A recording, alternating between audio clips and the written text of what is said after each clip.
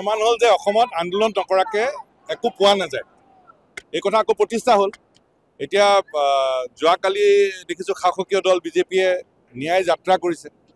তাৰ আগত আমি কংগ্ৰেছ দলক দেখিলোঁ মম শিখা সমদল কৰিছে। আন বিৰোধী দলেও আন্দোলন কৰিছে। আমি শাসক আৰু বিৰোধী দল সকলোকে ক'ব খোজোঁ যে জুবিনৰ বিষয়টো লৈ যাতে কোনো ৰাজনীতি নকৰে। আৰু আজি আমি আমাৰ যি ধাৰাবাহিক আন্দোলনৰ কাৰ্যসূচী তাৰে অন্যতম হিচাপে সমগ্ৰ অসমৰ প্ৰত্যেকখন জিলাৰ সদৰত এই ন্যায় সমদল আমি উলিয়াইছোঁ। লক্ষ্য আমাৰ স্পষ্ট, জুবিন গাৰ্গক ন্যায় দিব লাগিব। আৰু ন্যায় আমি কেনেকৈ পাম?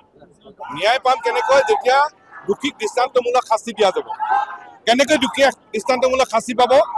যেতিয়া এই তদন্তটো ক্ষীপ্ৰ আৰু পানী নসৰকা বিধৰ হ'ব। আৰু আটাইতকৈ গুৰুত্বপূৰ্ণ কথা যে SITয়ে সাক্ষ্য প্ৰমাণসহ এখন কটকটীয়া শক্তিশালী চাৰ্জশ্বীট ন্যায়ালয়ত জমা দিব।